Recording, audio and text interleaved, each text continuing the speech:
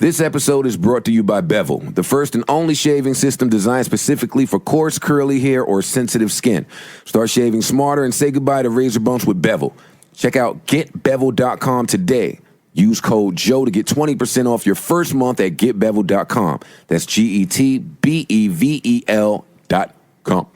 All right, here we go. We are here. We are. It's just Rory and me. That sounds like the name of a really bad show. Yeah, we're going to keep this as women-friendly as possible, though. All right, it won't be super misogynistic. Yeah. Who are we kidding here? This is exactly... No, we have women in the studio just in case. They're just not going to speak. Yeah, but they're not going to... Damn it, darn it. We have women here to look at. I mean, fuck. Jesus. We just won't value their opinions. Not even 5 seconds in. All right, wait a second. So, I will name this podcast later. Well, I don't know what number we're on. I think it's 54. I thought 52 was last week. Whatever. All right. Yeah, I feel like I haven't done this podcast in quite some time. Even my levels ain't right. Damn, look how they doing me out here. All right, so there's a lot to get to. And I'm hungry, and I got shit to do and places to be. Oh, don't worry about it. We gonna go eat, baby. We gonna go eat, all right? But don't talk. Don't talk. So, Rory. Yes. Michael Roars. What's up, man? I'm worried anytime me and Rory are alone to do the podcast. We need Marisa here to balance out our shitheadness. Mm-hmm. Even though she's an even bigger shithead. But Marisa, to my understanding, for anybody who cares about Marissa's whatever she was doing. I don't, but I'm going to tell the people to do. Marisa was very excited the last time that we did this podcast because she was on her way to Toronto. Now, in Joe Budden's brain, all of the junior varsity thoughts, all of the freshman IG honeys, you know, the bitches that ain't never been nowhere, just got their first flyout, just got their first athlete to pay some attention to them. All of the bitches that is working on the angles, the bitches that ain't just quite got it down pat, but in a few years, baby, we see where you're going. Marisa was happy like that. She ain't never been nowhere. So she, on her way, was real excited, and I wanted Rory to pull up the fucking audio so we could hear how excited she was. But because we're not that professional here, we don't have it. So y'all asses go back, listen to last week, and hear how excited Marisa was to go to Toronto. So Marisa went to Toronto. I know only because she put it in the group chat. I hate the group chat between the podcast group chat, me, Rory. I hate talking to Rory and Marisa. I don't want to talk to them together. But she put it in the group chat. She headed to Toronto early. Thursday, wasn't she left? Thursday she left. And her very thinly veiled mask. Well, she was there to work. Which is where I was headed. Her very thinly veiled mask was, I gotta work. The thing about that, oh man, you know the thing about work, we turned up today. I can tell already. The thing about work, right? Work is like when rappers tell their girlfriend, I'm going to the studio. Mm-hmm. Some of them don't know what that means. I don't even know if I want to tell them now. All right, so forget about that one. Go at it. As a matter of fact, I could steal that one time. I'm in the studio with Joe. Yeah, so let's not blow our cover. So the thing about work for women, I can't prove or disprove that Marisa had work to do. If you want me to be perfectly honest, I don't even know what Marisa does for a living. I just know I see her at Hot 97 sometimes. That's all I know. I want a network report from everyone that went to Toronto this weekend to network. To network. Was Marisa going to network? Marisa's a blogger. She was going to cover All-Star Weekend. Was there only Wi-Fi in Toronto? Oh, she needed to be there like a live reporter, right? Yes. Great. So I was really excited for her. I was happy for her because I love Marisa. And as a junior varsity thought, you're making your way up, baby. Yeah. Making your way up. Podcast doing great. Your little blog shit's doing great. And now you can flown out, baby. You're doing good. But then miraculously the next day, she wasn't in Toronto. How did that happen? I don't know.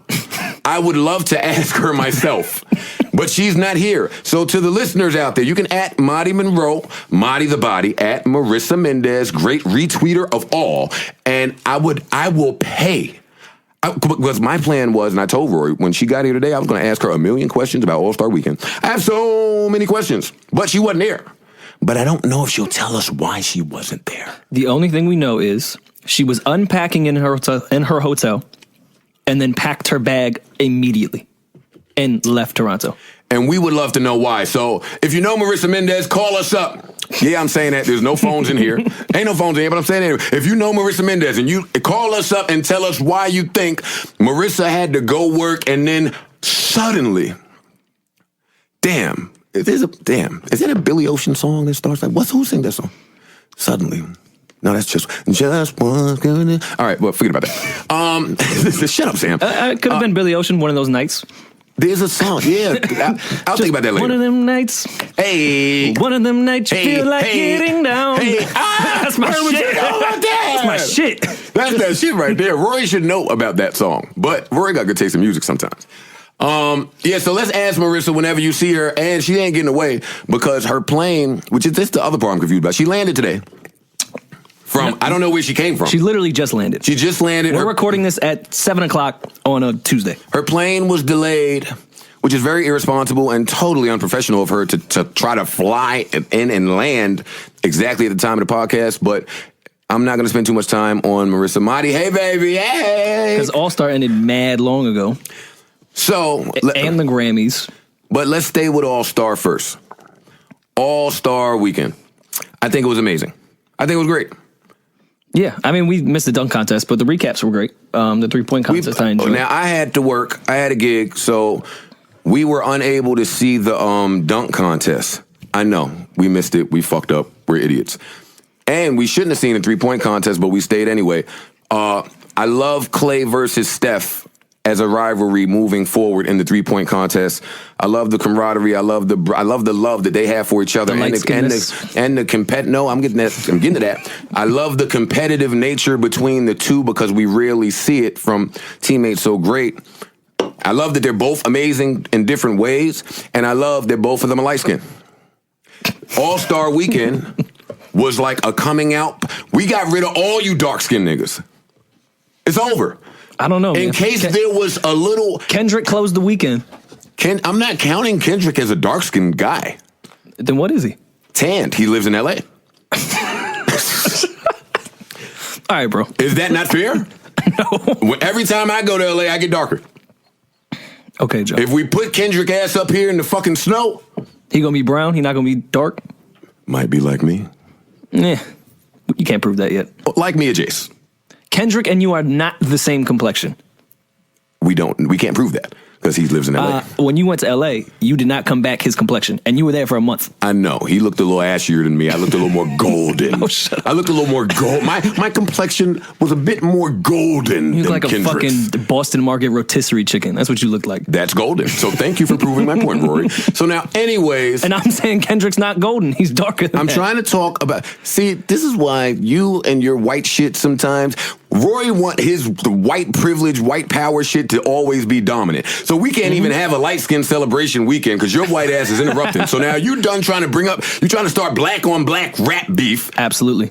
Are you finished? No, go ahead. Kendrick to the So now that we got that out of the way, you dark skinned niggas, we got y'all out here this weekend. So Clay, right, and Steph won last year. That's 2 light skinned niggas there. Who was it? Oh, James Harden was in the shit. He's a dark-skinned nigga. Oh, my God. He's thinking up. He got 13 points for you dark-skinned niggas. Out of here for y'all, right? So then Zach LaVine comes. Who was he going against?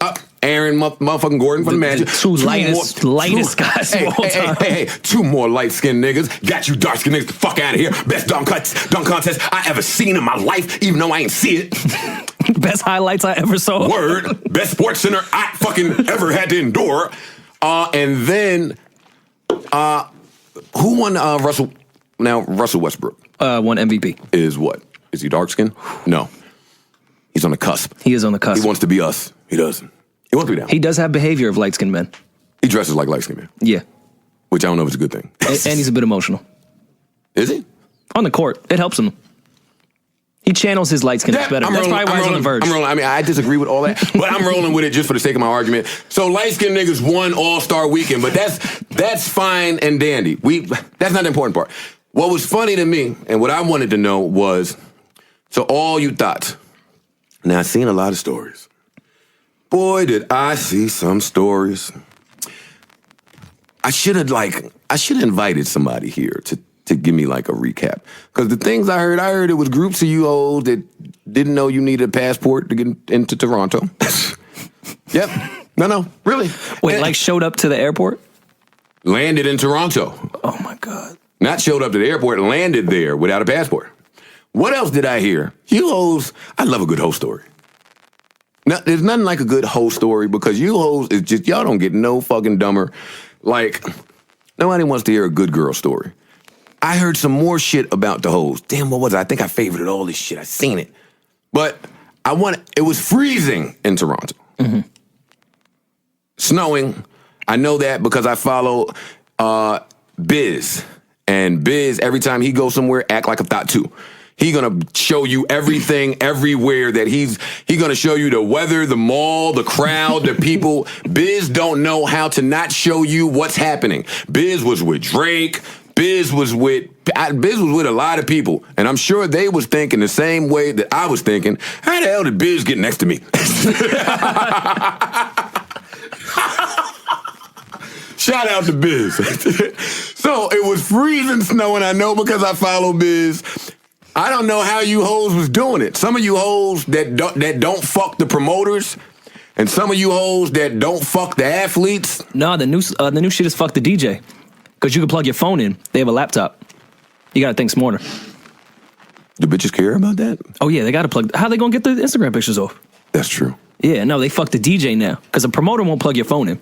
That's true. DJ has a USB. I didn't know that. It's a new wave. Yeah. That's pretty interesting. And, this is back in my whole days when Griffin was popping. Long ago. Ages ago.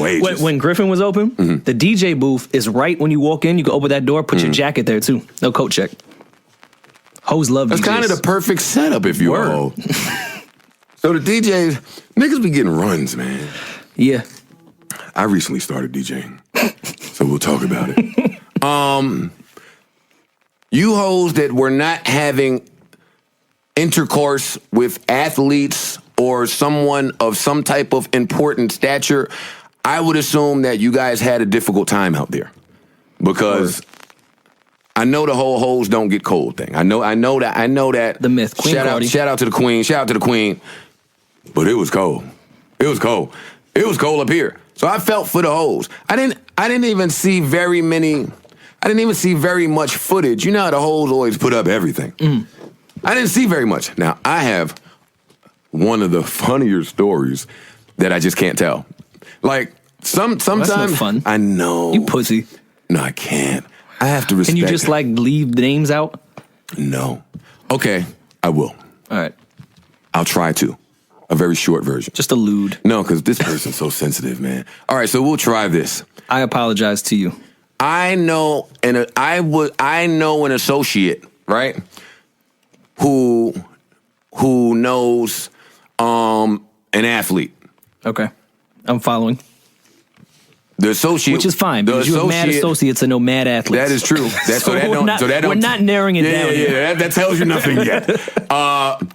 The associate was here, not in Toronto, and the athlete was in Toronto, and the conversations that I had to listen to the entire night as said athlete may have needed help from said person that was in New York.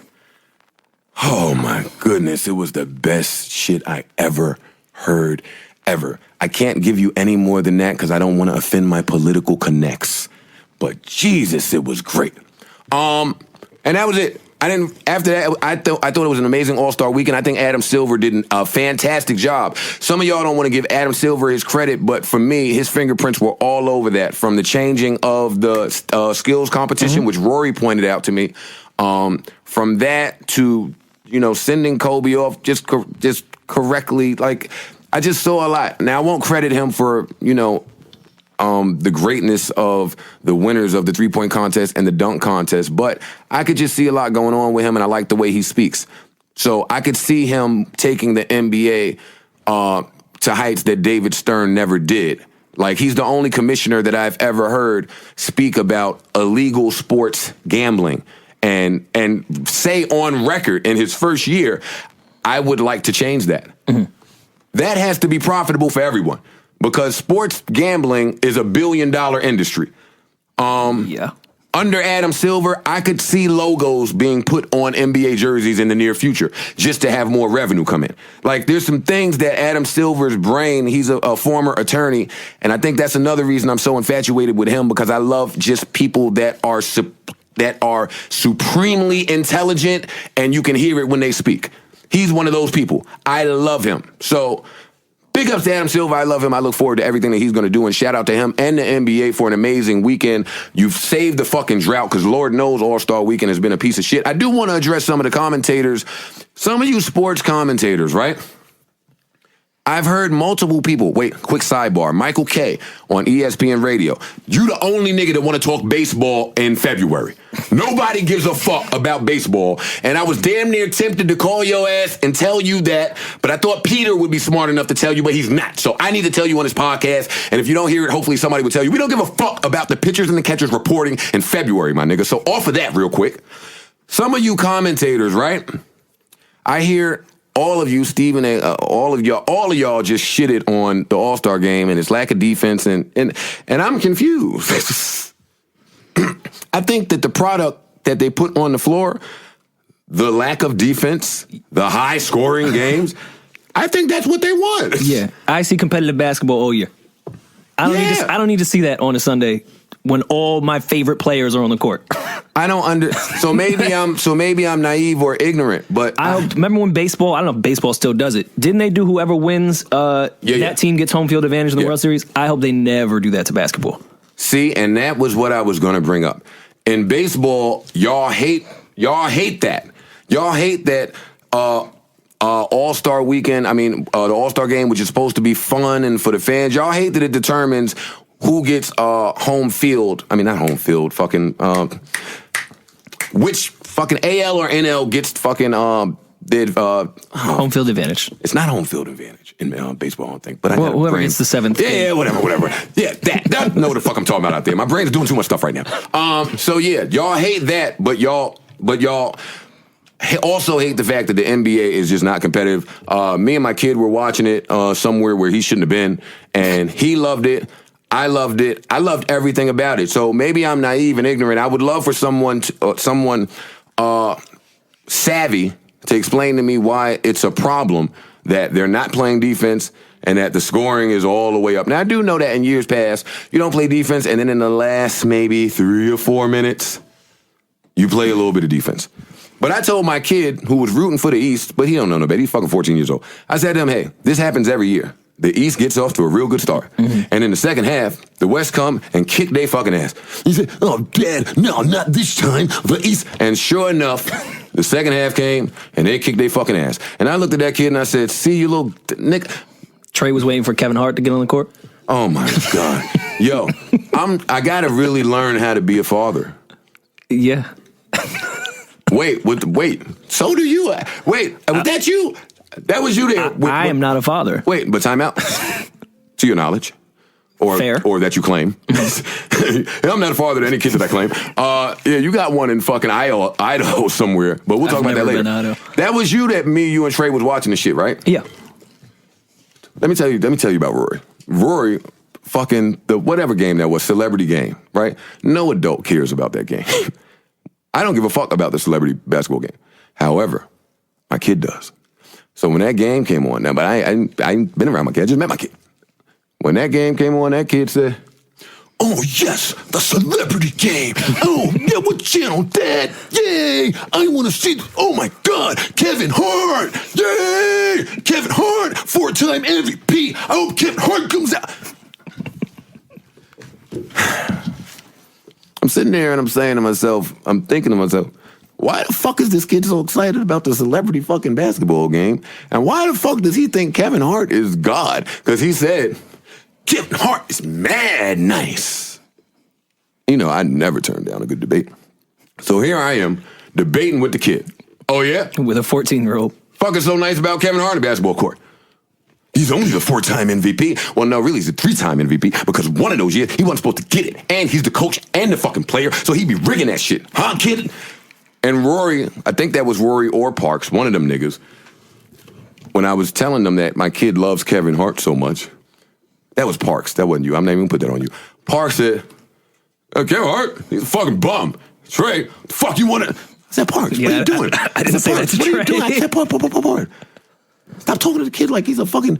Stop ruining... If my kid loves and idolizes Kevin Hart, then damn it, let the kid do it. Don't come and fucking shatter his dreams. I remember what it was like when somebody told me that Santa Claus wasn't real. I remember that. I was heartbroken. I remember when I thought the Tooth Fairy was really coming and taking my fucking tooth from under the pillow and putting some money under it. Those are good old days. So, Kevin Hart is real. Is Kevin Hart mad nice in basketball? No. And Kevin Hart is my man. Kevin, what up? Is Kevin Hart mad nice in basketball? No. Like, yeah, like, come on, I don't care about... My kid is giving me celebrity game stats. Well, he went up against T-Mac. So I just let the kid watch the fucking shit, man. I don't want to come be the dream shatterer, and I just met this kid. So, I'm saying that Facetiously. It's been a long day. I can see. Facetiously. So we go straight from All-Star Weekend to Sunday, right? Mm-hmm. And I don't know what was going on, but I totally forgot that the Grammys were coming on. Well, no, the Grammys were last night. No? Yes? Am I bugging? But I'm saying, from All-Star Weekend, the very next day the Grammys Monday, came on. I would have liked to prepared better for that. But because it kind of snuck up on me, as if it hasn't been happening every February for my entire life, I didn't prepare for it. So I watched the Grammys. Mm-hmm. Wasn't Rihanna supposed to perform? She was. She caught bronchitis. And had to leave.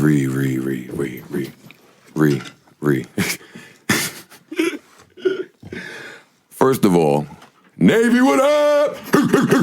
I want no beef. Navy, right? Shout out to the Navy. And I love Ree. And I love Kiss It Better off that album. I've been blasted. That's what she was going to perform. Jesus. Serious? Mm-hmm. Now, Rihanna had bronchitis? Yes. That is what her PR team put out to the world. Or do we believe it? I don't know. She could have had it.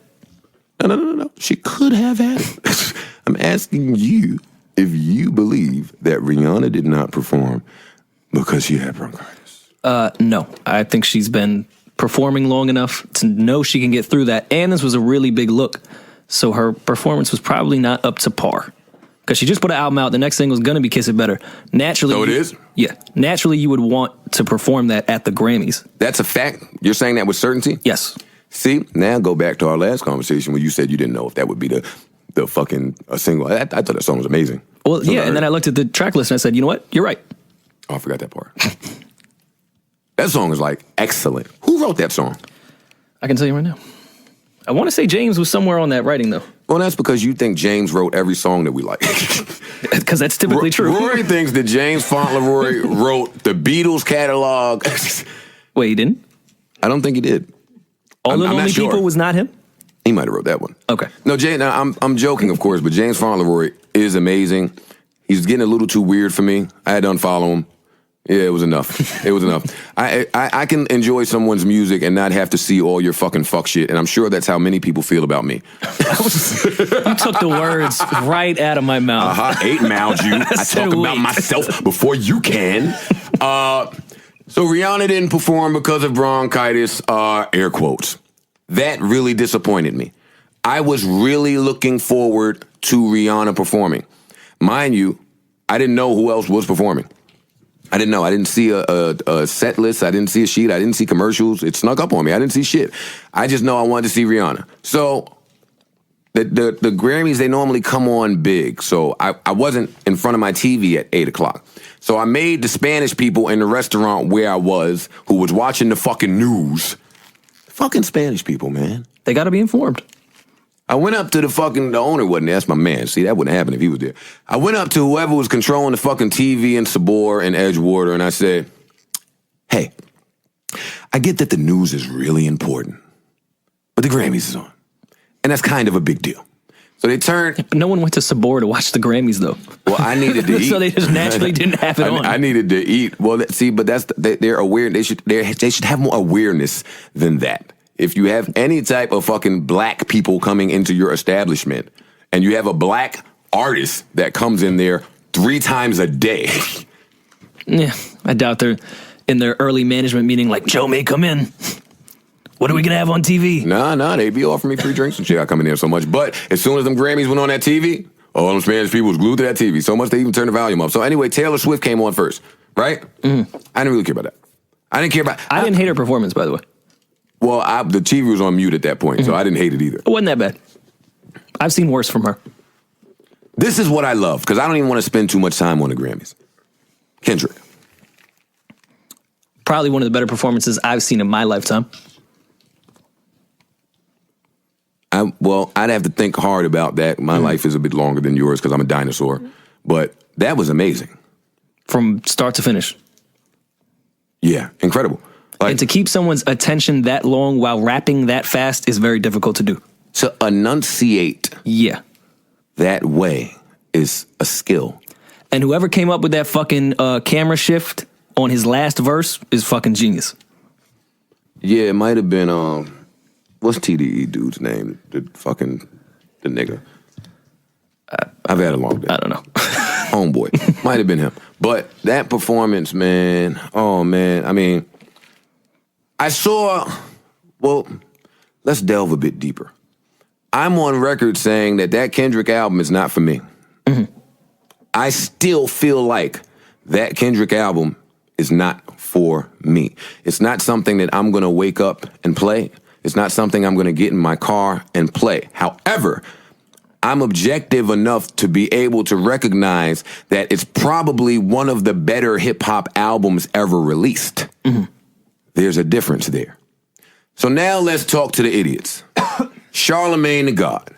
And we're going to call you an idiot because Lord knows you've said enough about me on your show and you still my nigga, but that ain't going to stop this idiot moment from talking to you. Is this your donkey of the day? No, this is just me calling somebody idiot. He's smarter than that. He's one of the smarter people in radio. So when he says something real stupid, somebody got to call him out on it. And because he has such a large outlet, when he's stupid, all the stupid people become even dumber. Charlemagne said, and I'm going to quote, because I like to be accurate in what I am saying. And I didn't even understand why he did this. Charlemagne said, I hate when I favorite some shit and then it disappears. All right, here it is. Charlemagne said, I see a lot of you critics who said To Pimp a Butterfly was whack when it first dropped. Mad it didn't win Album of the Year. Y'all so lame. I think that Charlemagne is smarter than that. Charlemagne, you can't understand black people who may not like that music wanting to support one of their own at the top of the genre in that circle, in that venue, on that platform, and want to see him do well because of the message that he's speaking. I'm sure you understand that because you have your fucking Black Panther moments too. So I don't get why we can't support Kendrick and want to see him win and want to see him do well, even though that album may not be for us. Mm-hmm. Well, for me, those two are totally separate statements for me. Like Rory said, the people around Rory's age, that's probably some of the most prolific shit that they have seen. So because niggas didn't welcome that album and play it in fucking One Oak and fucking play it in Apartment 78, rest in peace Apartment 78, and play it in fucking Griffin because I didn't get in my car and play it, I can't want to see Kendrick do well. That's some of the dumbest shit I've ever heard. And because you're smarter than that, I know I'm giving you the benefit of doubt of being smarter than that. We got to call you out on it. And because you have such a large platform, I can't allow you to make the stupid people even more stupid. I just can't. I can't. Now, to get off of Charlemagne and get on his partner, Andrew Schultz. He had probably what I think is the tweet of the year. What do you say? He's pretty funny. I recently followed him, like a few months ago. He said, Kendrick is doing what Kanye thinks he's doing. I didn't know that he tweeted that. I saw that tweet all over my timeline. I didn't know that he said it, though. He tweeted that. Okay. That's amazing. That's like a genius. That's true. There's some truth to it. I think, and I'm not touching this, because I don't know what Kanye's hive is called. but I don't want a problem with them either. They don't know what they're called at this point. I think Kanye is Kanye's hive. If I'm just going to keep it a buck, Kanye... They don't know what to call themselves. Kanye's hive is him. That's all he needs. Hey, and I don't want a problem with him neither.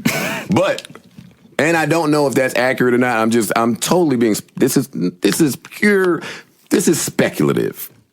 But that is funny. That's hilarious. All right, some of y'all might not think it's as funny as me, but I laughed for a very long time. And when I am writing LOL, I'm the guy that is not LOLing. So I really laughed. Now, with that said... Good segue. Let's segue to Kanye. What'd you think of the album? I don't want to get to that yet. Okay. Let's talk about something that doesn't matter at all. Kanye's tweet frequency. Mm-hmm. What do we think of that? Well, my opinion is a bit different with this because my relationship with Kanye is just music. His personal opinions in life and his behavior outside of music does not affect me in the slightest. I do not follow him on Twitter. I do not care what he says on Twitter. None of that bothers me because my only relationship with him is music. He's never put out an album that I didn't like, so I'm fine with whatever the fuck he's doing as long as he continues to produce music that sounds like this. Can I stop you there? Just a quick interruption. Mm-hmm. And this is why you and I get along so well. Totally unlike Johnny the Greekend, who Johnny... Johnny, I asked Johnny, I said, Johnny, what do you think of the Kanye album? This is a few days after it came out, so you have some time to let it resonate. Mm. He said, you know what? I don't know. Because I don't like him as a person. He does so much asshole shit that it's like, I can't even like your music because you're so fucking arrogant that now I want to not like you. So even if I heard the album and I thought, yo, that was one of the best beats in the world, then I turn around and hear you saying, yo, that was the best beat in the world. And now I'm like, oh yeah, well now it's not the best beat in the world. And Wait, why does he like you then? I don't act like that, dick. I'm not very arrogant. Whatever. Dick. Yo, anytime you get to just belittle me and lower my fucking self-esteem and confidence. Yeah, because nobody else does it. Imani does it all the time. Well, Imani's not on this podcast. Jill does it all the time. I can name a few people that do it. Those are your real friends. It's probably only two. Yeah, there was probably only two people to do it. But, so I like that you said that. So were you going somewhere else? No, I was done. So you don't care about any of that tweet frequency shit? There's one decision that I do want to talk about, but get your opinion off. One of the tweets that I do want to discuss. I don't care about what Kanye tweets either. I care about what Rhymefest tweeted. Interesting. That is what I care about. Rhymefest is a gentleman that I have met on multiple occasions. I won't speak to his character because I won't pretend that I'm at his house every Thanksgiving. I am not. However, as someone who is big on energy, that guy has a pretty good energy about him. Rhymefest said some things in response to some fans asking why he was not working with Kanye or whatever the fuck he said. And he said, I'm not going to quote him because I don't know, and we don't fact check on this show. Mm-hmm. But he said something like, Kanye is not right in his heart and his soul. I love that brother and I pray for him. We all need to pray for him. And he ended with just when you thought that somewhere in there was some bitterness, he explained, I just stopped working with them last month. Just last month. Y'all don't know that. It was just last month. And he said, he said something like, he said it way better than I'm about to say it. He said, we need to pray for his well-being, not his notoriety or his health.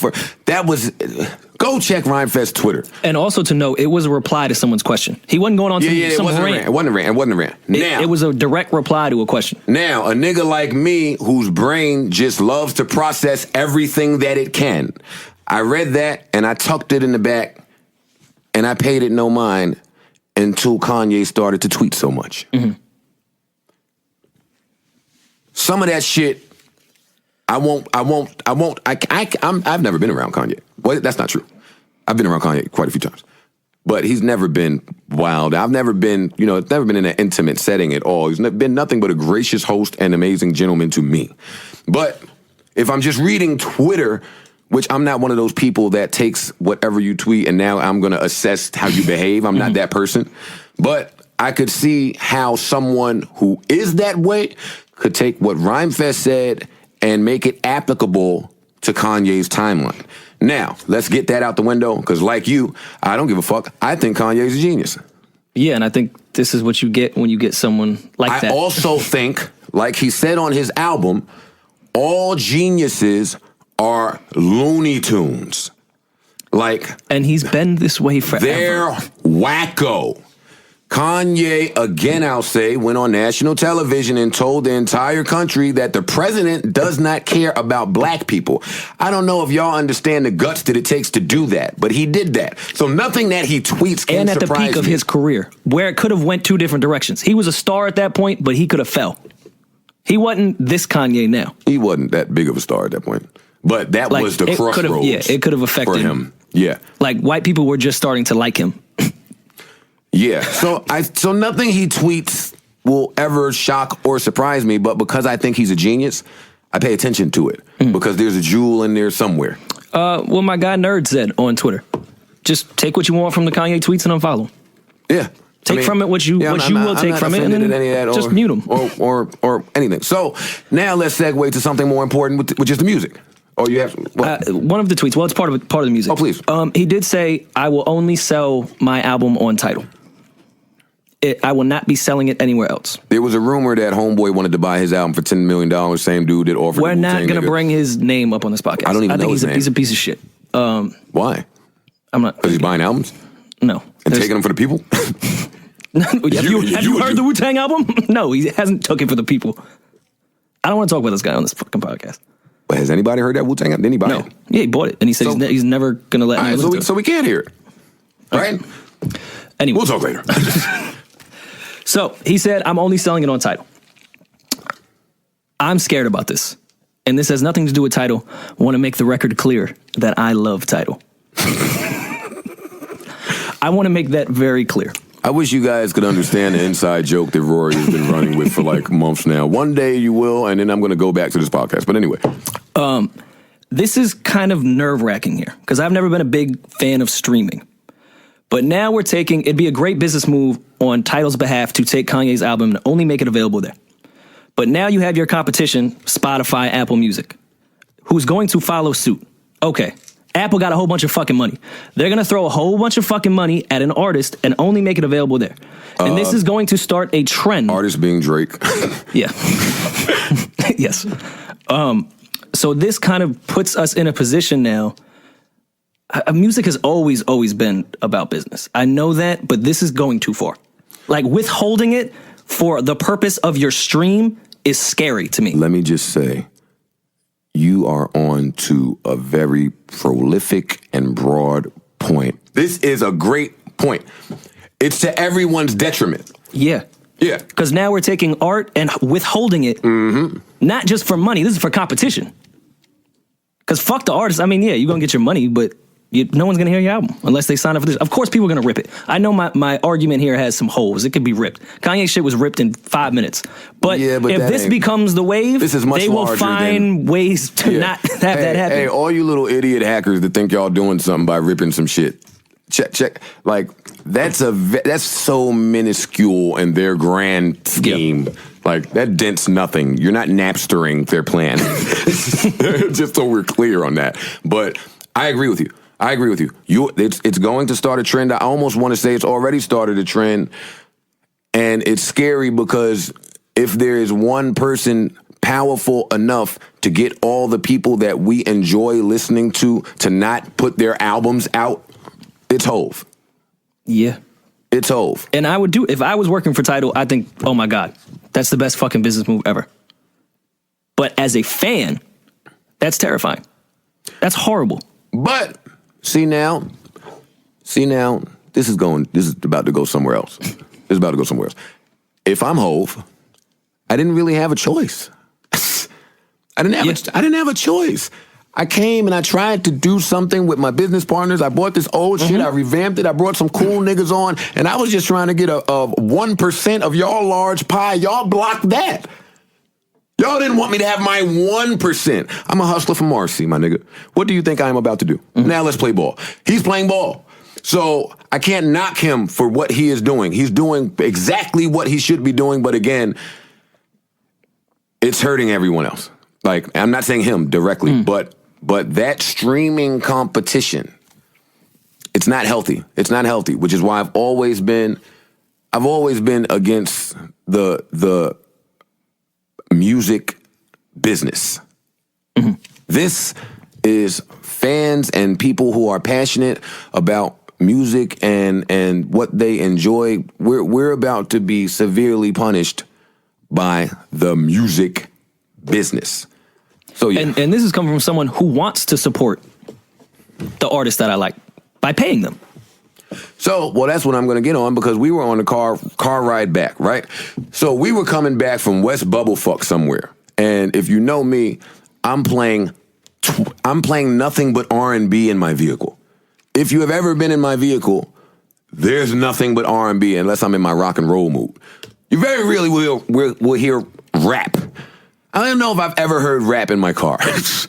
But I say that to say, we were coming back from West Bubblefuck. Parks, who has like Souls of Mischief posters hanging in his room. That's the type of backpack hip hopper he is. He can tell you every member and associate of the entire Digging in the Crates crew. That's who Parks is. Rest in peace to Big L. Was that today or yesterday? What is today's his death date? I think it's the 16th today. So it was yesterday. We should fact check that. Yeah. So I don't want to ever be wrong about Big L. So you fact check that while I finish this thought. Parks. So we're in the car and I got my fucking verified R&B set. I'm blasting. I'm going. Parks is in the back, and he's not saying, "Yo, I need to hear that new Kanye, my nigga," but he's saying, "Yo, I need to hear that new Kanye." He's like, "Yo, that Kanye available right now on Tidal." Shout out to Tidal. I love Tidal. I'm like, great, nigga. Now stop making me turn down this fucking Tink song that I love so much. Let me finish listening to that. Nah, we got to hear this, my G. They want $20. Like, waiting for the reaction. Then he didn't get it. He said, man, I'm just about to pay that $20. He paid oh no. Then he said, oh, this is the funny part. He said, oh shit, 3 stacks is on here? Yo, Kanye got 3 stacks? Tidal, take my $20. Joe, can I get the aux cord? Now, when you say that to me, to those of you who do not know me, you might as well curse my entire family and wish death on us all. You get the aux cord? Why on earth would I give you the aux cord? But I want to hear the new Kanye too. Mm-hmm. At this point, it's 5 in the morning, 4 in the morning, or whatever time it is. To those of you who don't know, your ears and your brain, everything functions differently at 5 a.m. So you can hear something at 5 a.m., hear that very same thing when you wake up, and it will be a totally different tempo. It will just sound totally different. Same thing happened with that BJ Chicago Kid that you played me. And then I text you 2 days later like, yo, you have to hear this shit. Yeah, yo, Rory was in my room. I'm blasting Resume, BJ the Chicago Kid. Rory's like, yo, that shit crazy. And Church. So Church with Chance the Rapper. Well, I mean, I'd heard Church before. I know, but that tells me Rory is informed. 2 days later, it's me. Yo, I'm listening to this BJ the Chicago Kid stream. Yo, you gonna love this Resume record. Huh? But anyway, I gave him a pass. So Parks plugs up. Now we got Kanye blasting the whole way, right? Intro comes on. It's great music. Then what sounded like another intro came on. It was great music. Then what sounded like a third intro came on, and it was great music. At that point, I turned around and said to Parks, I ain't gonna front. This nigga better play some fire soon, because I need to hear something.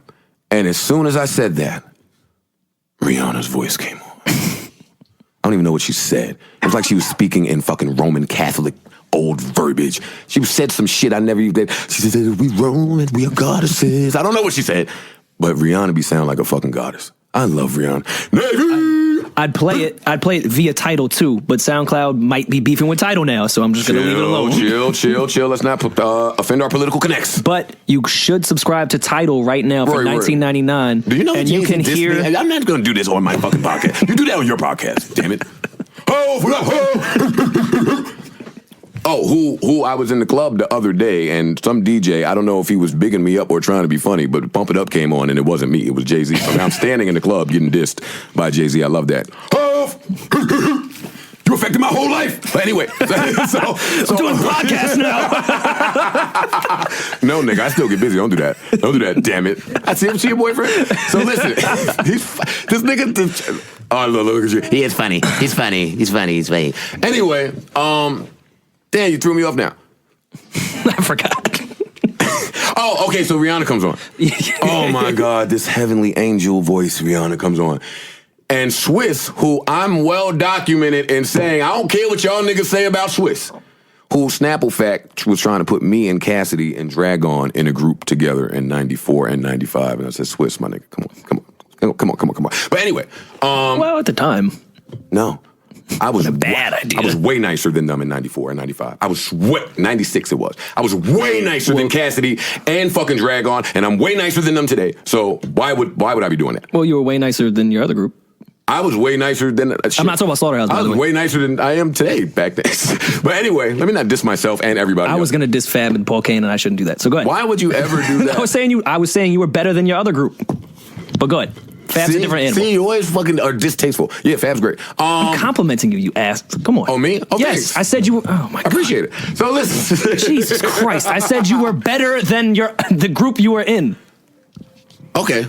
Thanks. All right. Appreciate it. Okay. Don't diss me and then double back to compliment me because I'm still on the diss. Friends, how many of us have them? Fuck you. Ones we can depend So on. Rihanna's heavenly, angelic voice comes on, and then Swiss comes on with the hardest beat in the universe. Swiss, who I say would win a beat battle against a lot of people. I agree. Now, y'all might think, because you hear the rumblings of in the past of Swiss only makes one beat, all his beats sound the same. He's Casio, he's stealing noises. Let me tell you something. In a beat battle, Swiss wins against a lot of people. And one day, if anybody wants to challenge what I'm saying, because I do it every time somebody challenges what I'm saying, we can go through it. You can pick a producer, you can name a beat, I'm going to name another one. We're going to beat for beat, Swiss wins. Swiss came on with the hardest beat ever. It was amazing, even at 5 a.m. And then Kanye came on and rapped the bar. And then at the end, like, I don't even know God happened at the end, and all this reggae shit came in. Yeah, shit was hard. What the fuck was that? I hate reggae. I cannot stand reggae unless a bitch with a fat ass is in front of me.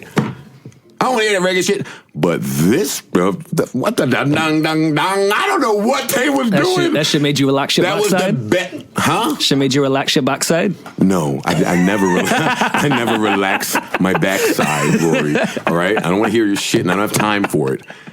Fucking dick. Rihanna Navy. How do you deal with this guy? How do you deal with him? Whatever reggae shit came on at the end of that, when they flipped it, a classic Kanye just flipped it. He's just a fucking genius, this guy. Amazing. So when we heard the rest of the album, long story, less long, we finished the album, and me and Parks, we had to get gas. We walked in to smoke cigarettes. We said, I don't know how I feel about that yet. I just don't know how I feel about that Kanye album. So I went to sleep, and I woke up, and I remembered that I heard the Kanye album. And I said, wait a minute.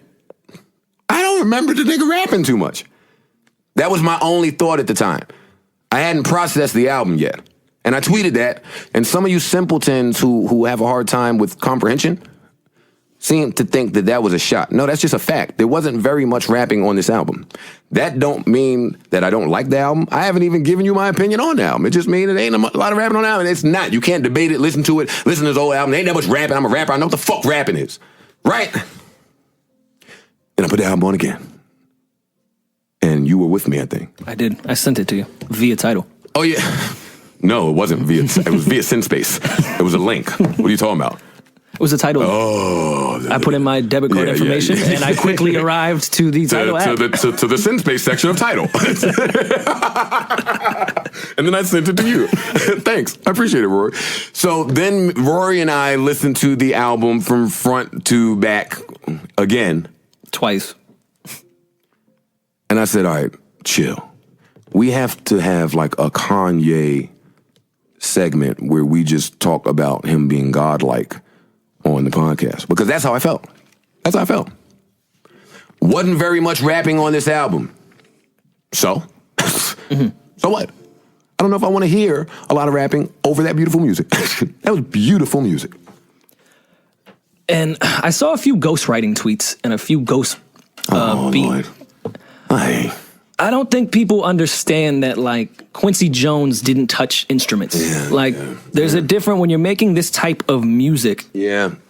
You have to understand that you are a composer and a producer. Producer and beat maker are two totally different people. I don't think people in hip hop understand that part. Well, to help you understand, because I was trying to think of some people that were that amazing. It was Kanye. It was Dre. That's where I stopped.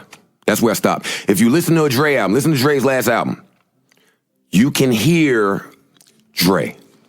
I'm talking about the changes, the producing, the sequence, like so much going on, like an audio movie. Dre did that. Kanye has now done that. How many albums has he put out? 7? Don't quote me. Oh, well, let's 8. go through them. College Dropout, Late Registration, Graduation, 808s, My Beautiful Dark Twisted Fantasy, Yeezus, and this. Am I forgetting something? That's 7. Good music if you count it. I don't. Big Sean, fuck you up for trying to take my beard.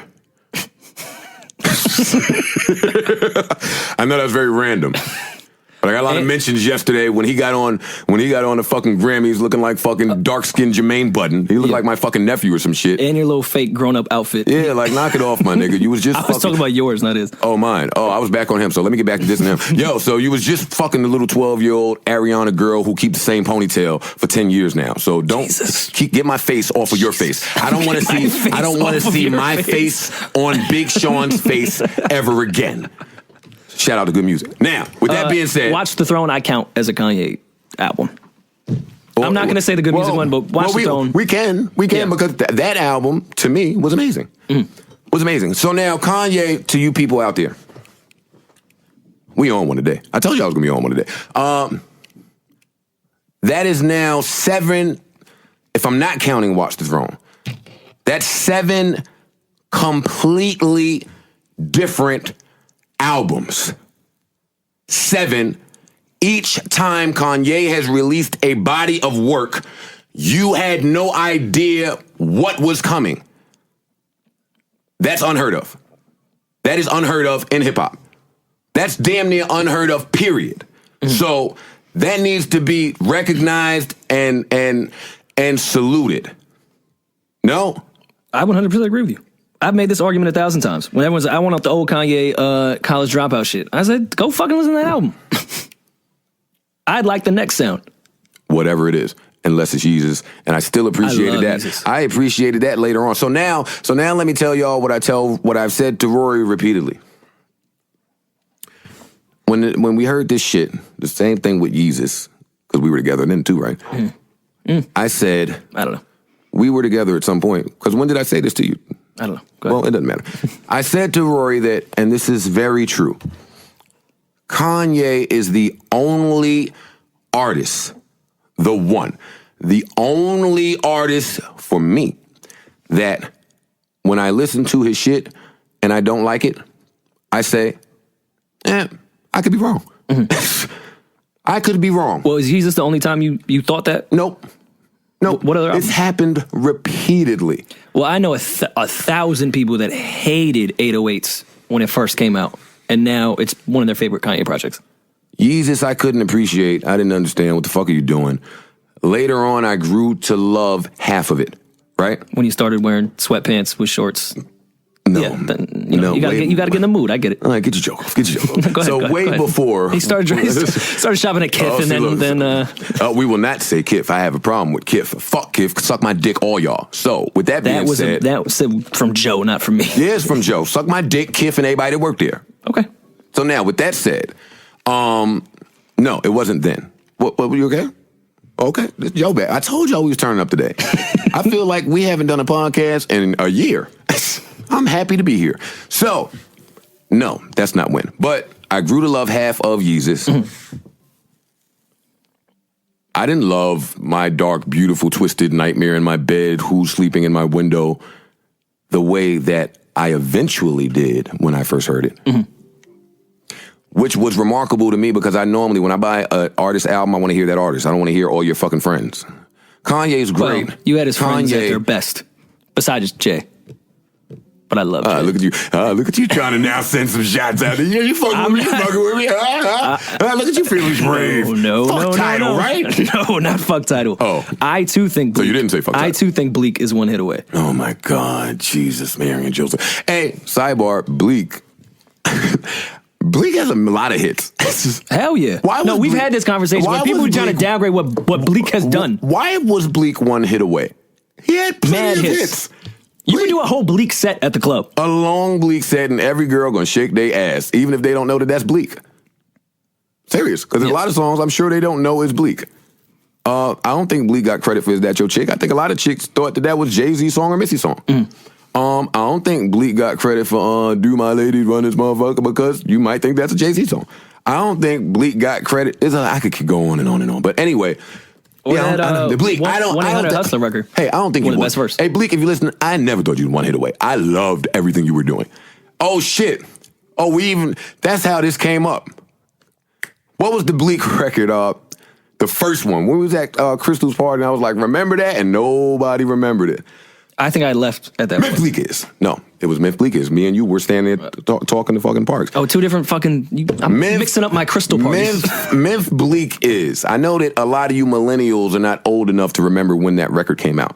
But let me just tell you, when that record came out in Jersey City, oh my God, us dust heads was going nuts. Oh my God. With our little Sony radios and our fucking dipped cigarettes, oh my God, how many people got shot at to Myth Bleak is? Good old Jersey City. So and anyway. I also think he has the best verse on 1-900 Hustler, which I know is not a popular opinion. I have to listen to it again. We need to do a list of the records that Jay got cleaned up on.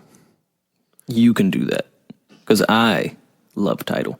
No, because I love Jay-Z. You're saying 1-900 Hustler, right? Some people say that Freeway got him on. I'm definitely saying on What We Do. Oh, you just said that. You didn't never just said it. No, then the fan came out. a lot of people say that. Yeah, I didn't know that was debatable. I've never tried to debate it. I don't know, but I thought everyone thought that. I've heard people say that, and I've never thought about it. That's the verse they play at the club. It's not fair because Freeway rapped for a long time, and Jay comes on. Well, no one's taking away from the greatest rapper of all time. A lot of people say Jay got cleaned up on Run This Town. Yeah, Kanye had the better verse. A lot of people say Jay got cleaned up on Monster. Fucking Nicki cleaned up everyone that had said a word on that. And I wouldn't care who said what. Renegade is a mopping. I disagree. I don't think it's a mopping. We've had this debate, and I'm not saying that because I'm signed to Eminem. I don't even know if I'm still signed to Eminem. But easy. Well, go ahead. I didn't hear nothing you just said. I know. But he definitely got cleaned up on Renegade. Oh, you throwing up the Rockefeller diamond. Oh my God. Who is this guy? Who is Rory right now? Hey, and some of y'all think because of mine and Jay-Z's history that I don't like Jay-Z. There's not a bigger Jay-Z fan than me. Like ever. But those are the records that people say he got cleaned up on. And if I'm listening to you, and you to me are like the voice of the idiots, the young people. Oh, thanks so much. You're 25. You're like fucking 11 years old. Like that's probably an indication of how people think. What you're saying. I think. So if that's the case, we don't even need to make a list. I mean, Nas kind of put it in everyone's head that M killed him on his own shit. No.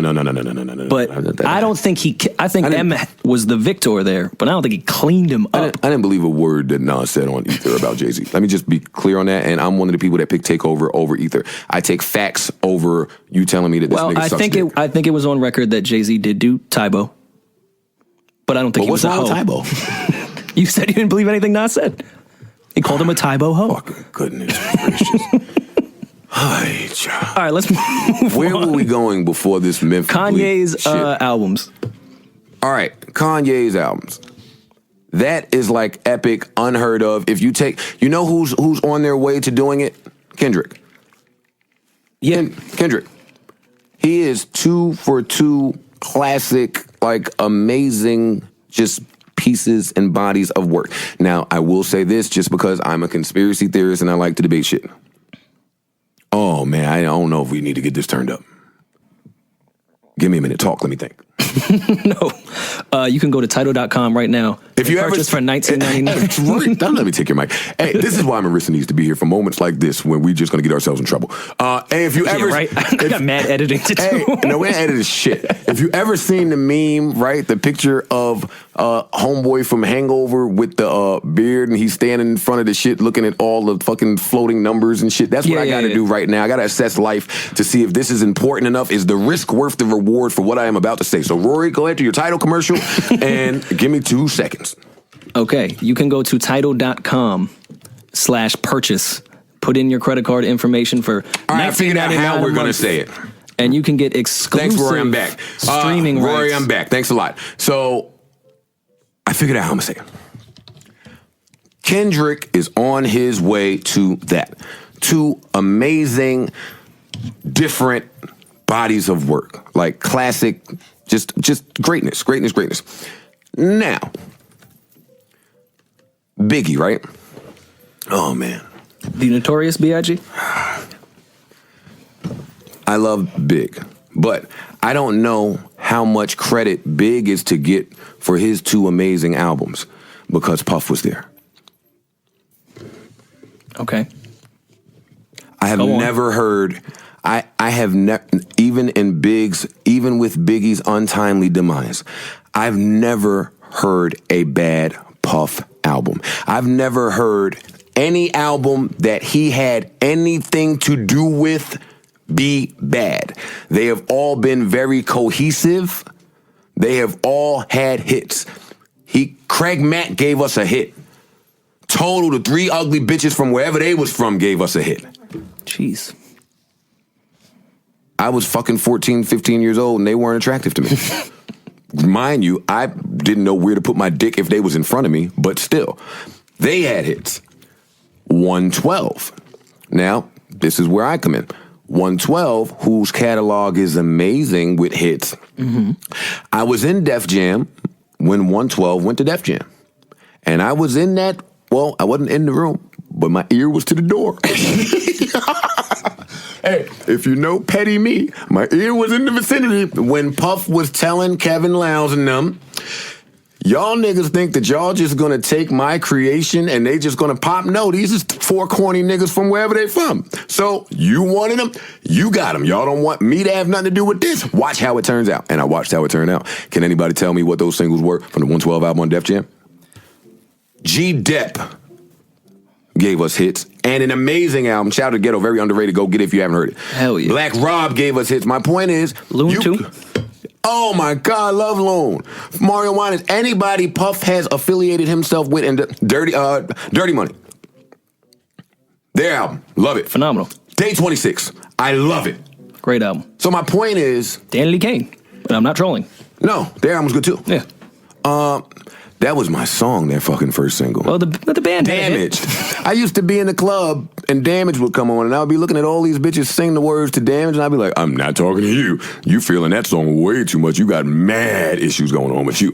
But my point is, because I'm too long on this, when you have people that are great at executive producing and just putting shit together, I don't know how much I credit Biggie with Life After Death and Ready to Die. I don't know. I know we hear stories about there were records that he didn't want to do. We heard those stories. He didn't want to do Juicy. He didn't want to do Hypnotize. If you're old enough, you remember all these stories. So I don't know what to credit him with. Now, Kendrick, he's done it twice. Because I know that Dre is so amazing as well, I would just love to know, I would love to see it. I would love to see it come to fruition, is what I mean. Well, Kendrick is good at picking producers for himself, not going after the hot guy. I mean, not to take away from Terrence Martin. And I'm not taking away from... Because Terrence Martin put his foot in the ass of that To Pimp a Butterfly. But I don't want the idiots to confuse what I'm saying. I'm not taking away from anything that Kendrick has done. Kendrick is amazing, and one of the... Hip-hop is in good hands with him. I respect Dre and those guys so much. So my point is Kanye is on that level. Kanye is on that level. So this album, to me, I don't know where you would rank it amongst his albums. I'm not even bothering to do that. This album is not even a week old. I've played it numerous times. It's up there for me. I like it a lot. A lot. And I think Kanye is to be recognized for doing something that nobody else can do. Drake, who is at the top of hip hop, right? That's safe to say. I would say Who's so. at the top of hip hop? Kendrick, Drake, J. Cole, right? Yeah. Kanye. No, I think Kanye has put himself in he's like different. Mm-hmm. Remember how Jay was different, M was different. There were people that were different. People I that, see what you're saying. When y'all talk about the best rappers, don't mention these niggas. That's just by default. They there, Pac, big, you know. So Kanye, I don't think is in that class. And like he said, I'm the best of two generations. That's why it's different. Yeah. He's been around, and he's still kind of the best. So I don't put him there. So you would say Cole, Kendrick, Drake. Those would be the big three, I would say. We haven't seen Drake do anything like this. No, but I don't want to see him do that. I like the lane he's in, and I like the lane Kendrick is in. I don't think they need to be compared. No. Okay, so let me rephrase so you get what I'm saying. I'm talking about full-length albums that are just hands down better than everything else at what they do. I'm not saying Drake should change what he does. Yeah, I would say Drake has that with his sound because we've seen that sound get copied a lot and nothing has reached Take Care or so far gone with the sound that he has created. And I'm not saying where he got the sound from. I'm saying who has done Drake's sound better than Drake? Nobody will ever do Drake sound better than Drake. Nobody will ever talk about selling drugs better than Jay-Z or Push. Nobody will. Like, there's certain things that people just are masters at. Nobody is doing Drake's sound better than Drake, and Drake is responsible for an entire subgenre in music. Let me say that. However, if you ask any Drake fan, myself being one of them, what is Drake's classic album, we have to pause. Yeah, I agree. We're all going to say Take Care because Take Care is Drake's best album, hands down. That album is amazing. But that album is not spoken upon in the same breath as To Pimp a Butterfly and Good Kid. Mad City. Yeah, that's what I mean. I just think it's different lanes. If we ask anybody what Cole's classic album is, what do they say? Well, I'm not putting Cole in the Kendrick Drake so now era. But no, I mean he's right there. Era was the wrong word. I mean in that three. I think Kendrick and Drake are just a little bit above J. Cole. Be clear to all you fucking idiots that will tweet me tomorrow. All of these people are amazing. Every last one of them are changing music. But this is a podcast, so we have to provide content. So I'm asking you a bunch of shit that I personally really don't give a fuck about. Yeah, that was well said. All right, yeah. But I'll take your phrasing there. Yeah, thanks. That goes for both of us. Yeah. Me, Rory too. But my point is, if these are the people that are at the top of the game, you know, the classics is all. It's all I mean. And Kendrick is giving us two. Yeah, these guys are fucking great. These guys are great. I'm envious of these men. But these men are like. I listen to my kids talk about these people. And I'm so glad that the kids, the 14, 15-year-old kids have the Drakes, Kendricks, Coles, Kanye's, those people instead of crisscross Kid and Play. I could go on and on. I like crisscross. Me too. I cut school at fucking IS 59 in Queens to go to the Ave to buy Crisscross Jump, the single, black cassette tape, and Tim Dog, Fuck Compton, black single cassette tape, 99 cents at the same time. Were your pants on backwards? I was done. No way, but I was wearing cross colors. And were you born? So why are you talking to me? Were you born when I was in 6th grade? No. So now let me tell you about what the world was doing. I You're was my fucking kid. Actually, but go ahead. What year were you born? 90. Were you important? Look at you changing. Could you walk? Could you have any money? You I was a very early walker. Motherfucker. Were you dressing yourself? I used to have play clothes back then. Don't talk to no real nigga while telling you about the world back then. About crisscross. And Tim Dog Fuck Compton, because that was very big in hip-hop. Don't downplay it, because I can tell you. But then I'll turn into the old dinosaur hip-hop guy. But back to what we were just talking so we can wrap this up. For conversational purposes, I'm going to say you can't really put Kendrick and Drake in that, not comparison, but conversation, because I don't want to hear To Pimp a Butterfly from Drake. That's not his lane to me. But that type of content and that type of music can be an instant classic, because it's just much deeper than anything I think Drake does. Even though I'm not saying Drake can't do that, because he's done conscious shit. It's also much easier to fuck up, though. Oh, hell yeah. No, I'm not taking away from Kendrick. I just think that, to fuck it up. I just think we want that from Kendrick's mind before we want it from Drake, so it's kind of tough to say that. Yeah, but you shouldn't include that in this conversation, because that's not what nobody has said that we want that from Drake. Mm-hmm. I don't, and let me tell you something. If Drake came on, my fucking speaker's kicking some knowledge. Man, listen, no, I don't want to hear that. I need to hear about the hoes you love. Yeah. And their at names. But I'm saying it's a little easier to make a timeless album about the content that Kendrick talks about more than typically what Drake talks about. And this is coming from someone who likes Drake better than Kendrick. You seem confused. Who were you siding with if they were to beef? Oh, you agree with me? Yeah, we ain't gonna talk about that. No. And this was before the Namin situation. Yes, so let's not talk about that. I've gotten myself in enough trouble in this podcast. I came back with a vengeance. Hey, whatever, I'm back. Yeah, we're not gonna talk about who we think would win there. All right, let's move on from this, because you wanted to talk about Old Girl. Hot 97. We can edit this if you don't no longer want to. Oh my goodness. But let's be quick, because I'm sure we're at like an hour and a half. So I knew that this would be a long podcast because there was a lot of content. If the listeners do not want to hear it, they can slice it up. This could be a 2-part series, whatever you want to do. When does that OJ show come on? Tonight. That's why I want to get home. Oh my God. What time? 10 o'clock. Yeah, we got time. All right. Yeah, that show is pretty good, even though I lived that shit. So I had a bad joke. Nessa. I had a really bad joke there. Nessa, baby, Nessa. Can you give some backstory? I'm sitting in my living room today kissing my dogs in the mouth. Sports Center comes on television. I see Stephen A. Smith. I see Ryan Clark. I see motherfucker Skip Bayless. And I see the new girl who they got to replace Carrie Champion. I don't know your name, baby. I'm sorry that I can't address you as such. I see them, and they start talking about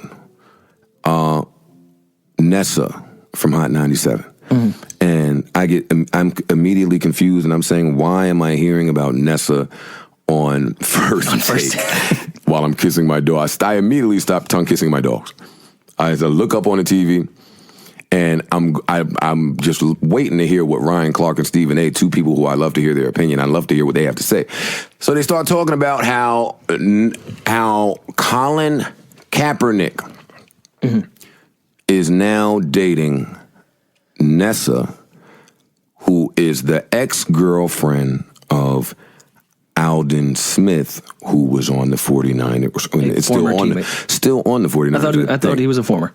Oh, he might be a former now. I no longer think he's a part of that. Yeah, but he was. So we're gonna just say that he was there. They were teammates. Let's not shoot her bail that way just yet. Somebody has to be a feminist on the podcast. Well, that person is not present here. So I'm right here. I said to myself, well, we knew that.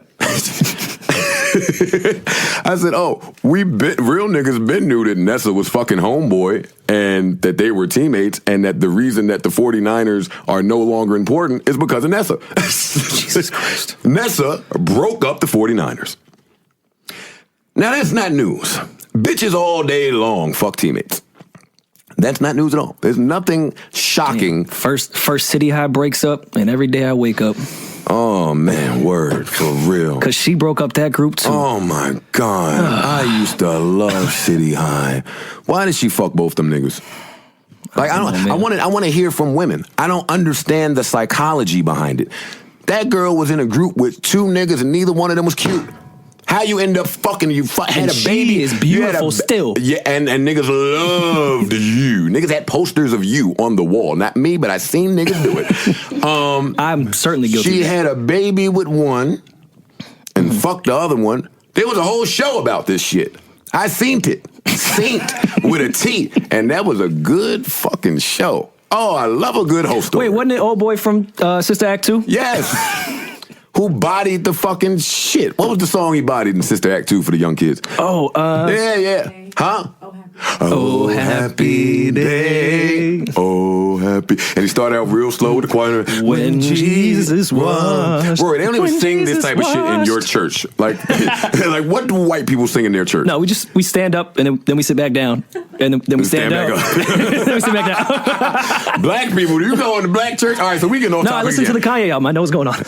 Which is a gospel album. It is a gospel album. You real. But listen, so, poor City High. Shout out to City High, man. Oh, happy. And then that nigga got to the end. If you seen Sister Act 2, you couldn't feel, if you didn't feel that in your veins, yo, if you ain't respect that, your whole perspective is whack. Not really. So anyway, so Claudette fucking broke up one of my favorite childhood groups.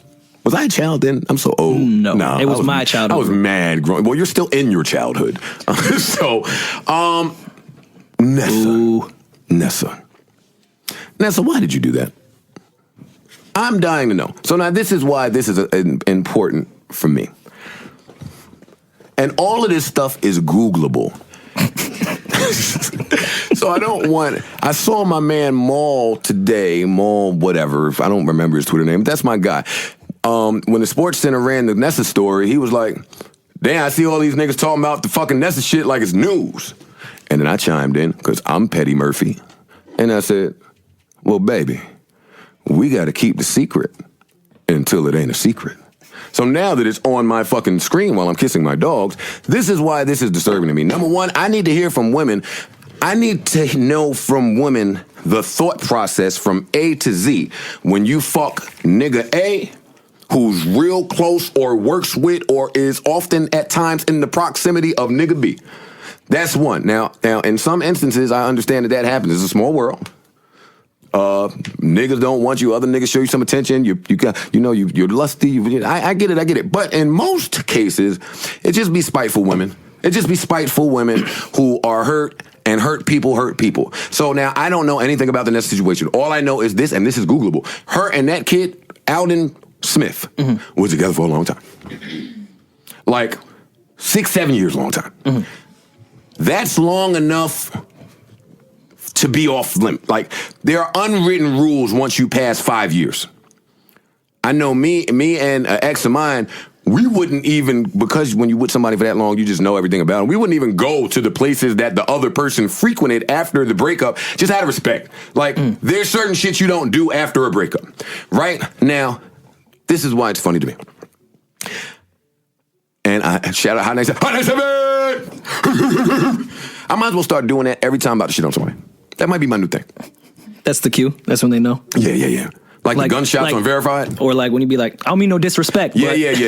My new, no disrespect, but might be, yo, Nessa! So this is my issue. Hot 97 for quite some, I grew up with Hot 97 being the #1 best radio station in the universe. As of late, they've had their transgressions. Mm-hmm. They're moving and shaking and bringing different people in and just doing some different things. Nessa was one of those people. So they bring Nessa in under a tight spot.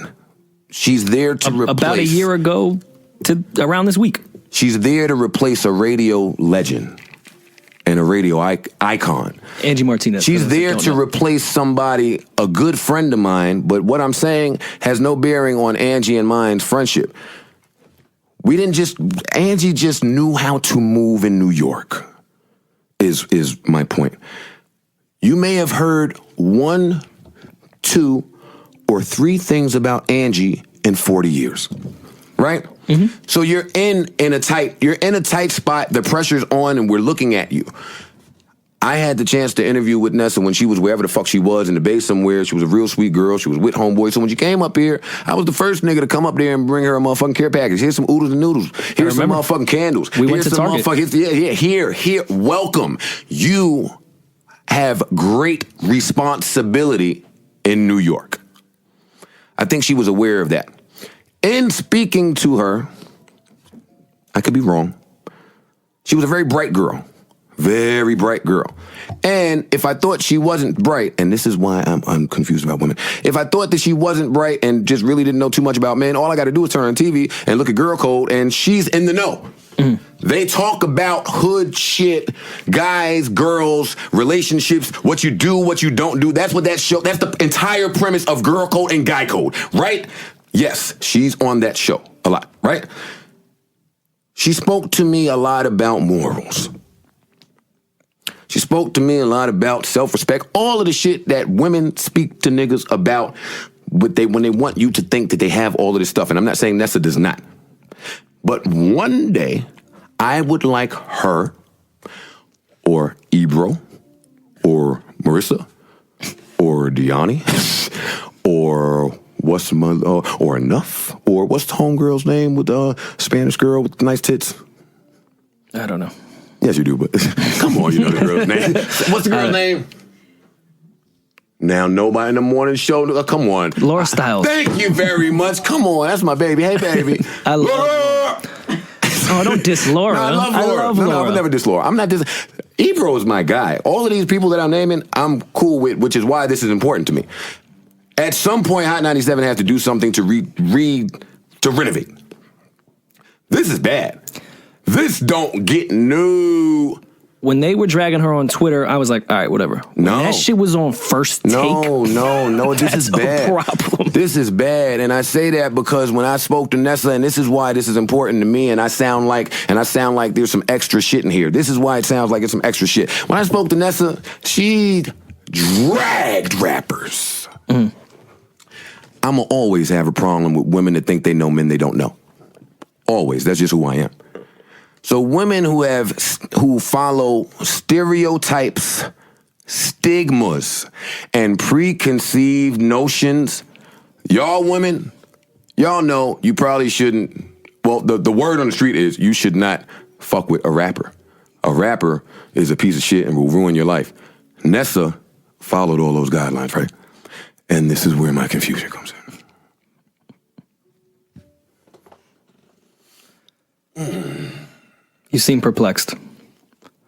At what point do we hold Colin Kaepernick responsible for this as well?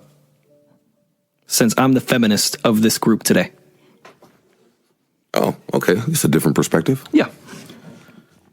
Hold him responsible for what? Getting some pussy? He is dating her. We are past the getting pussy part. He is publicly on Valentine's Day with her doing charity work. I really want to date this woman shit. Being in the club and doing charity work. No, that just says she's his cutest bitch. I mean, listen. Quarterbacks don't move that way. Hey, check this out. Wide receivers move that way. Quarterbacks don't move that way. Hey, Colin, baby. Colin! That's my frat brother. Shout out. We know a few of the same people, baby. Hey, Colin! All right, well, I'm going to give another perspective. Well, I wasn't done shouting out Colin. All right. He's my frat brother. Go ahead. Colin. That's my guy. I see you in the streets, baby. I know. Hey. Real niggas know how you're moving, baby. Yo, so why does he get applauded for fucking mad hoes, and then when she go out, she don't... Huh? Answer me that, Joe! But now, wait, if I was a 49ers fan, I wouldn't be applauding him neither because his play has sucked since he's been been Nessa might have that more fire. Popular is what I will say. I just don't understand how someone who follows the guidelines of killing rappers can fuck teammates and get away with it. Were they friends? I don't know. I think there's some variables here. I don't think we should just throw her under the bus. That bitch is getting under this bus. I don't know what you talking about. That bus, I'm backing up already. I'm already in reverse. I done went forward. Like, what are you talking about? I took offense. I take offense. When you throw stones, you better get that fucking Windex out and make sure it ain't a streak on that fucking glass house. I just do not understand it. And I'm not saying she's I would never say that. I don't know her to say that about her. I don't think you're calling her. Yeah, I'm not saying. But people are dumb now. So I got to be very careful with my words, even though I'm one of the better people that I know with words. I don't want anyone to misunderstand what I'm saying. All I'm saying is what applies to Nessa, and I'm going to get off this because Hot 97, they my niggas over there, and eventually I'm going to see Nessa and have this conversation with her. But how does that apply when you say that? When you say, and boy, I take offense to that. Boy, it pierced my soul. When you start talking about rappers that you don't know as if you know them, tells me you might have a little bit of baggage, but that's fine. Colin Kaepernick ain't the nigga I'm expecting to hear on the TV on the news. I'm not expecting to hear, hey, this woman who thinks everyone in this profession behaves this way is shacking up with Colin Kaepernick. Oh, who happens to be the teammate of the nigga that you was in love with. Mm-hmm. Bitch, I'm calling you up here. Yep. Now you got shit to answer for. The same way when all of my shit gets dragged around, all these little motherfucking radio people, they go up there and they say whatever they got to say. Same way Ebro, all y'all niggas do that. Yep, when it's y'all turn, and it's y'all turn now, baby. You tell baby, him, girl. You tell baby, him. Hey, baby, hey, don't sass McGatsby. Hey, baby, Ebro was probably one dirty Mac in the Nessa about the rappers. If we're being real, you're blaming This Nessa. is why we need Marisa. Marisa, don't leave me and Rory to our own devices. And Ebro, I love Ebro, but he know he be dirty Macking. Well, first of all, me and Ebro have a very extensive history, and he know I love him too. But hey, when a player fuck up, they be the first niggas on the radio. They so ill, they drag you and call you to talk about it. I've been in my bed sleep at 6 a.m., 7 a.m. with my phone blown saying, Joe, call us up. No, nigga. We want to shit on you. Yeah, I'm asleep, you bastard. So, to wrap it up, I would like to interview anyone from Hot 97. Any one of you. Anybody. So y'all could explain to me the psychology behind Homegirl. I'm interested too. The same way y'all all explained or came to bat for Mr. C. I would like to hear it here.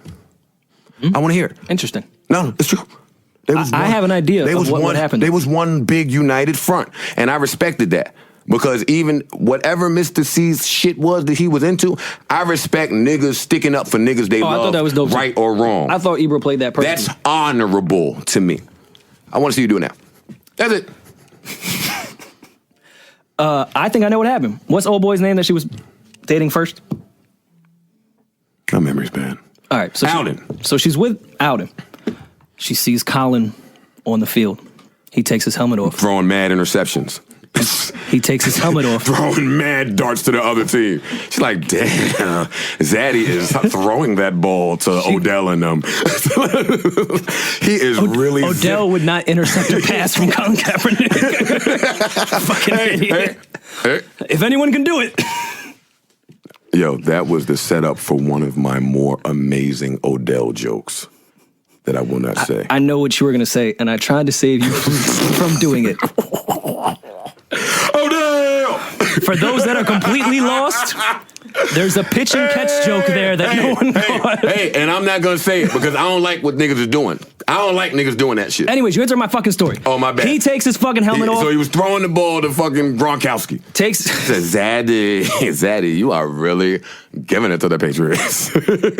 So she sees old boy on the fucking sidelines. He takes off his helmet, sees an amazing beard and amazing skin, and thinks, I wonder what razor he uses. I'm gonna piss my ex off. Oh, I got a way to get back at that motherfucker. And you have to think, they're in San Francisco by Silicon Valley. San Francisco tree. What commercial was that? Where there's a product that's on, really good for your skin and your beard. Give me the fucking computer, Rory. Bevel's great. Bevel's amazing. Why your beard look all extra fucking fluff today? I gotta hit it with Bevel. All right, first, this is a great podcast. This might be one of my favorite podcasts, even though I'm going to get in a lot of trouble. But when have I ever given a fuck about getting in a lot of trouble? I don't give a fuck. Hey, let me just say that. Wait, Bevel. The first and only shaving system for men with coarse, curly hair and sensitive skin. And taking their teammate's girlfriend. Clinically proven to reduce and prevent razor bumps, discoloration, irritation, and your teammates stealing your bitch. There's a reason 9 out of 10 Bevel customers come back month after month. Up to 80% of black men and women struggle with razor bumps. And up to 30% of all men and women encounter razor bumps as well. Multi-blade razors only cause more irritation than razor bumps, while hair removal creams are messy and can leave burns. Know what else leave burn? Damn, that would have been. Can we cue up Usher Let It Burn? Can we play that at the end of this? Because that's gotta fucking burn. All right, the bevel razor uses a single blade, cuts above the skin, not beneath, so you can avoid painful ingrown hairs. Come on, where's my shit? Oh, there we go. Start shaving smarter today at getbevel.com. That's GETBEVEL.com. For 20% off your first month's membership, enter the promo code. What's the promo code? Joe, right? How do I always forget my name? Enter the promo code Joe at checkout. That's GETBEVEL.com. And yeah, I like it. you might even get more off if you use the other promo code of that's why I fucked your bitch, you fat mother. Yo, Pac is the Jesus greatest for Christ. starting a diss record that way, by the way. I agree. All right, so this is a new segment that we're going to add in. I was at Irving Plaza on Friday. So I run into this gentleman who was on the Juan Epstein podcast by the name of Billy June. I have never met this gentleman, but I listen to the Juan Epstein podcast and I hear his name all the time. He listens to our podcast and said to me, are you guys doing that virginity thing next week? And I said, yeah, we're going to start that segment. He says, I have an amazing virginity story. And I said, we'll come on the podcast. And now he is going to introduce our new segment where we have our guests tell us how they lost their virginity. I'm in. Introduce yourself. What's up, guys?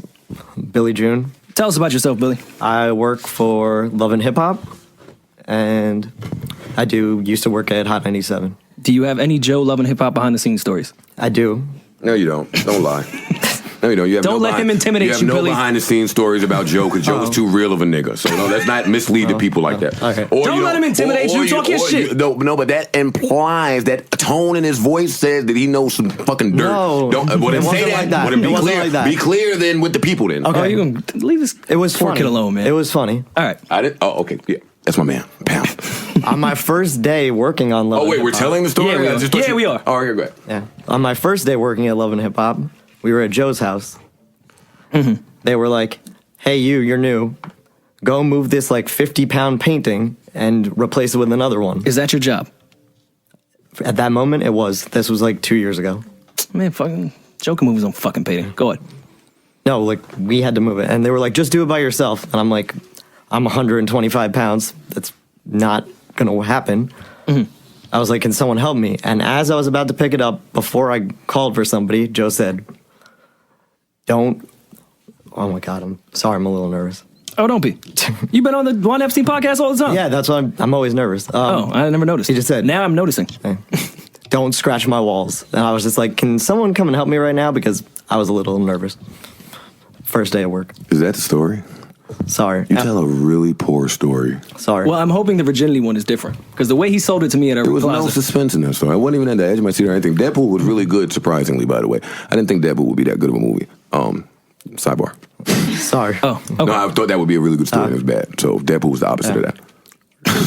Your story sucked too. Yeah, and on the podcast, yeah. I mean, on the live podcast, yeah, that was horrible. Thanks, Johnny. Shut up. Johnny! All right, go ahead.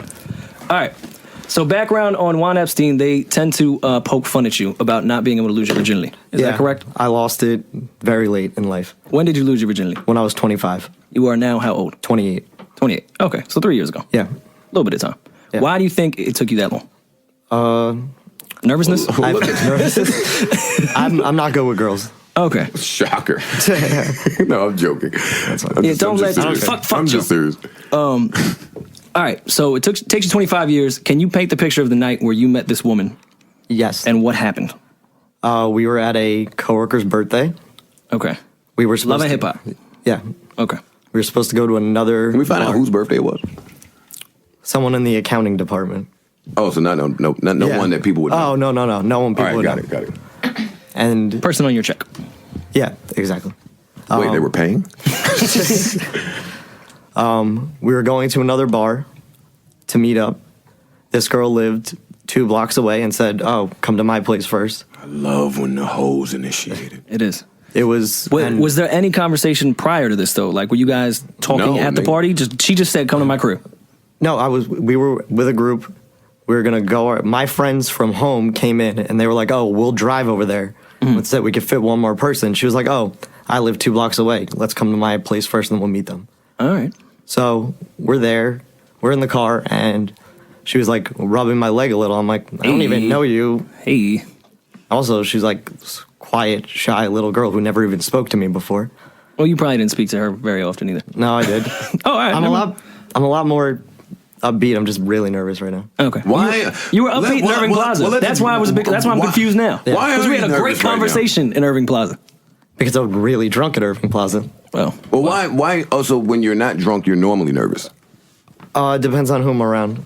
You're around, none of us matter in the grand scheme of your life. I don't know. Whenever I have like a microphone or a camera in my face, I get a little nervous. Yet you seem to keep ending back up in front. All right. I know. We won't. I know. My fucking stupid logic. Anyway. Yeah. So she's rubbing on your leg. like a Yeah. real bitch. Oh, And we were walking to her apartment, and my friends go, "This is gonna happen tonight. We're leaving you here." And I was like, I didn't live in the city at the time. Did So they leave you with any advice? Nothing. They just said, "Go with it." Okay. they real. So we're at. Are you intoxicated? Yeah, I'm really drunk. Oh, Okay. yeah, it's on now. So we go to her apartment. We have like a beer. We go to the bar. No one shows up. She's got a bar in her apartment? No, they No, went to the then bar we they went to originally- the bar. Oh, okay. No one showed up. They took the wrong train. Hey. I go to the bathroom and come back. My friends are gone. So I'm like, oh, You're dope. I'm like, okay. My friends are gone. What do you want to do? She was like, let's go back to my apartment. Fuck. So at this point, I'm like, at this point, I'm really drunk, and I'm like, holy shit. You're like, I'm This is not about- sure that's the right thing to do. Yeah. It's pretty late. Just, I'm gonna make sure you walk in and get home safe, and I'm gonna head out, man. I've got to wake up pretty early, babe. No, There was no going home that night. I didn't live in the city at the time. real nigga. Where did you live? Westchester. Okay, Yeah. that's close enough for your ass. to Yeah, take but your you ass can home. still lie We were and be in- like, I gotta Yeah. stay with you. Yeah. So we got to her apartment. I went to the bathroom. I'm like, holy shit, this is about to happen. I did the same thing when I lost my Did you look at yourself in the mirror when you said that? I did. I gave myself. You're a another pep part of the talk. segment. Oh, Yeah, we'll do you another time. Pause. Go ahead. So I walk into her bedroom. She's naked. I'm like, oh shit. She goes, so are you just gonna keep staring at my vag and my tits, or are you gonna fuck me? And I was like, oh fuck. And you nutted right there. that fucking ingrate. She couldn't. She couldn't even be sensitive to the situation. So Jesus, women. So my nervous, drunken self goes, can I be honest with you? I don't know what the fuck I'm doing. Are you real? Yeah, I'm real. Was she attractive? What did her naked body look like? She had a good body. I don't know. She was like, Was she tiny. prepared for this? Or was there a large bush waiting there? Oh, no, she was prepared. Oh, okay. All right. And she went, what do you mean? And I went, I don't know what I'm doing. And she went, oh, you're a virgin? All right, let's fucking do this then. so she like, got uh-huh. more turned on to the Yeah. fact that you were a Yeah. virgin. Yo, I am now a virgin too. Really? Yeah. I didn't know that. Wait, that's working out here? Apparently so. Wait a fucking minute. You told the girl that you was a virgin, and she said, all right. Yeah. Let's Yeah. do this. Fresh. Yeah. I'm telling you, women are heathens. They are. They say that we're the heathens. It's really them. Great. All right. So this is a great story so far, by the way. You're doing a fantastic No, you are job. doing great. Much better than that fuck ass story that you told before this. We can one. edit that part. No, Yeah, leave it. You can take it out. I don't care. No. Whoa. Oh. All right. I don't go ahead. know. Just go ahead. So I put the condom on. Wait. Huh? What? What? Wait a What? Wait. I went- Hey, take this guy, Mike. Take this guy. Hey, what did he do? He put the condom what a on. Fucking. What? Go Oh, ahead. thanks. All right. Condom on. And like, This for backstory, this podcast isn't a big condom place. We don't even know what is Well, that. it's- I keep hearing that It's they the stuff. exist. It's the stuff you put on hamburgers and hot it dogs. changes pretty quickly. We wonder why they talk about ketchup and mustard and shit during sex stories. Yeah. Like, who wants to talk They're about into condoms? kinky shit. All right, so yeah, That joke they're probably freaks. wouldn't- All It, right, changed, people it say changed this. really quickly, though. all right, so you put a condom on. Yeah. At that point, now it may sound like I'm being funny, but I am not. Because when I was a virgin, I had no idea how to put a condom on, how to take it off, how to open it smoothly, how to undo a bra. I did a lot of things real awkward as a virgin. I'm sure you did too. So was that an issue at all? A little bit. A little difficult. Because they don't really show that part in the pornos. Well, she's kind of a dick because she made him feel comfortable with let's do this, and didn't even help him out. See, now the bitch I lost my shit with, she put that shit on with her. She opened that shit with her mouth and rolled it on with her mouth. Shavante Chestnut! Twitter, can you find her so we can get her on this Please, podcast? no, because she wasn't the best of lookers then. So I can imagine what 20 years has done to her. But go ahead. So, And she fucked a 14-year-old you, so I'm sure she wasn't going down the right path. All right, go on. I was all right at 14, I think. I just didn't know what I was doing at all. But unlike this gentleman here, I wasn't about to tell her I didn't know what I was doing. She had to find out on her own. Yeah. But go ahead. So we were making out a little bit. We're about to start. Wait, you put a condom on and then kissed Yeah, her? well, she's before I could even like finish, started making out with me. So I was She like, real. all right. And Because she didn't want you to put that condom What's on. her at? FYI. when, then Does she like have an Instagram? I We'll talk later. yeah, Go ahead. She's going to be the artwork. That's a joke. yeah. It's going to be the company. It's going to be my house game. All right, no, go ahead. Depending on how the story ends. Go ahead. Making out a little bit. Then she like started to blow me. I was like, oh okay. And then she was like, I hate this, and she rips the condom off, and I'm like, fuck, I only have one Oh, so condom. she was sucking your dick with the condom on? Yeah. Oh, that's weird. And then she ripped it off. I never understood that I either. never get it. She said, I hate this shit, and I'm like, fuck, I only have one condom. So I've never that was sucked a good. dick, but I could imagine it probably wouldn't be pleasant with a condom on. But go on. And then she did that. Then we started having sex. I was like, holy shit. And she starts literally ripping, like pulling into my legs, like with her nails to the point that I had bruises and broken blood vessels. And At was- what position is she doing this at? Faggot. Don't be a dick. She's sitting there giving this guy the best experience of his life, and he want to tell us about his fucking blood vessels. Well, I thought it was can't funny. Spell blood vessels.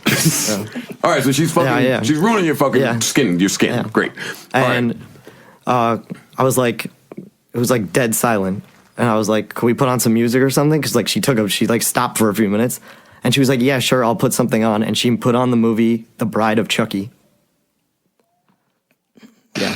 Which, yeah. I thought that was funny too. I was like, what the fuck? No, I'm just speechless. That's all. No, wait. You said two, implying that we thought it was funny. No one laughed. Well, she doesn't count. She's a virgin too. But The Bride of Chucky, interesting movie choice. I hope you Yeah. can have surround sound. I've seen that Yeah. movie. And at one point, she stopped and went, wait, this is my favorite part. And I was just like, where the fuck am I? How many minutes are we in at this Are point? you hard right during this movie? No. Because no, for real. Because she has stepped away for a little bit, put a movie on. There's no condom on now. Your dick is just not. Wait, what? You're drunk though. Yeah, really drunk. Like almost blackout, but not blackout. But are you a virgin? When I was a virgin, I was hard. I was just in math class hard. I'm not losing that when this bitch about to put on Chucky and the condom off. When I was a virgin, I didn't really understand why my dick was doing that. It was uncomfortable. But okay. You poor guy. I mean, how do we know if a girl don't come teach us? All right, continue. Then she went, Then hey, she got the popcorn, and we watched the rest of the movie. All right, my bad. we had sex. It wasn't amazing because I was fucked up. I was a little nervous, obviously. I don't think it was because you were Yeah, fucked up, but yeah. go on. And then we like started making out again, and she was like, Wait, the sex was finished, and you made out again. yeah, she started making out with me. And then she goes, can I smother you with a pillow? Some people like that. And I went, no, you can't. I'm actually one of the people that does indeed like to be smothered with the pillow. And I'm serious. I'm not joking. Yeah. I'd rather look at pitch black and face death than have to stare at you. What type of women are you fucking? Bitches that I don't want to look at. Jesus Christ. Hey, bitch ass it. No, go ahead. I'm abstinent, so all of these are jokes. Yeah. Go ahead. Oh. So you didn't want to get smothered with the pillow. You not real. No. Guess not. So you said no, Yeah, I said no. and she said, So she was like, all right, whatever. And then she fucking passed out. "It just sounds like the greatest story ever." I don't She think literally just Someone else passed out. told it. I don't think his storytelling skills are amazing, but I'm visual enough to say this is an amazing story. I got the short version at Irving Plaza. I lost my virginity at 25 to a dominatrix chick. And I said, oh, you're coming on the podcast. How old was she? 27. And this was 3 years ago. Yeah. Oh, so she's 30 now. She done learned mad tricks. Yo, that bitch, if she was doing the smothering pillow bride of Chucky and the instantaneous pass out with you, what you think she gonna do for a real nigga like me? Oh my God. That bitch might get the shotgun out. Do you mind if I shoot you in your kneecap? Bitch, I'm a real ass nigga. I don't even need kneecaps. I don't need these. Fuck you talking about, bitch? It's Joe. Fuck. Now, we have no way of locating this woman. Yeah, are you still in contact with her? Did you exchange? I don't think she. This actually went on for like a month and a half. Oh. Oh, that be not jump to conclusion. Wait a minute. So, she called you back. Well, I want to know how the exit plan worked, but I wanted to know that before I found out that you continued on fucking her. Oh. But what was that exit plan like? I was like... She wanted to smother you, then said, all right, passed out. You are now staring at the ceiling, de-virginized. What are your thoughts here? I was like, this wasn't as big of a hype as everyone was telling me, number one. Same thing I said after I looked. Because I was so stressed about it for however long because of Peter and Cypher. Like they are the two guys who get the greatest pussy. Let me just say that. Peter Rosenberg and Cypher Sounds. Never seen either one of them with a vagina I'd like to enter, save Pete because he's married. So let's not do that. And I just did his wife's podcast, and she's an amazing woman. Married to hey. Oh. With a child. Foot in my mouth. Not speaking about their wives. Before that. Hey, pie in my face.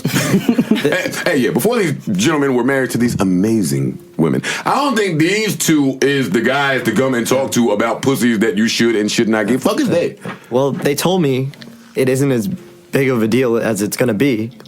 But they also were putting pressure on me being like, hey, if you don't do this by the time you turn 26, we're just going to buy you a hooker. So I was like, I need to get this shit done. Well, no, that's called a friend. Be clear. If you are a virgin at 26 years old, it is your friend's obligation to get you a hooker. That's what hookers are there for. That's what they wanted to do when they first met me. Yo, Joe. We get hookers now. I'm about to be 26 in May, and I haven't fucked a girl. Yo, you think you could get me a hooker, bro? I know some pretty cool. I need to FaceTime a bit. All right. Just forget it. All right, so what is the text message conversations like the following day? You run out of there. No, Oh, you cuddled and you stayed? I stayed over and had sex again the next day. And I was sober and it was fucking amazing. Oh, okay. Yeah. Did she fucking try to kill you then? No, but she did bite my lip so hard that I started bleeding everywhere. And that's standard. No, and she said, and she thought it was hot. And I was like, what the fuck? Oh, wait, I'm about tired of him bleeding. Like, sorry. Like my nigga. I thought that was funny. Yeah, but everyone else thought it was funny. You just keep bleeding. Your blood vessels, your fucking mouth, like, just put some Band-Aids somewhere in your fucking pocket so you can stop bleeding. Every second this guy's bleeding. So then she kissed me and then blood just poured from everywhere. And then you got the bride of Chucky. There's too much bloodshed everywhere. Well, that's the joke. That was her thing. Listen, I'm off of the story. I'm trying to locate the woman. I don't want to hear no more. Where's she? I heard enough to want to find her. Don't try to hold her hostage like Drake do his hoes. I want to see. You can see, just not right now. So you do still keep in contact with her? When last time you fucked her? Oh, you know her Instagram. Facebook. Facebook. Oh, she a Facebook hoe. She even nastier if she a Facebook hoe. I don't know anything about Facebook hoes. That's where the real hoes are. Like really? The nasty, freaky ones, yeah. But Facebook is with the checkbox, right? Single, taken, all that shit. Yeah, ain't nobody pay attention to that anymore. The complicated. You find the old hoes that just want to fuck on Facebook. All right, pardon my ignorance. How do you fuck women from Facebook? You can not Insta. You can DM them. There's an inbox. You can private message. Explain to me what does DM stand for? Direct message. Wait, there's that feature on these social networking sites? They invented it. MySpace, Facebook did that shit way before Twitter and Instagram. All right. Whoa, culture shock. Holy shit. Are you telling me there's a way to have conversations with women privately and no one else know? There's a feature to hit their inbox, and there's also a chat on the side that's private. You could do the in-time, like, AIM shit. Well, that seems like such a great idea. It would seem like Twitter and Instagram should integrate a DM service. I mean, like, why don't they have one? that? Wait a minute. Wait. You know what, Rory?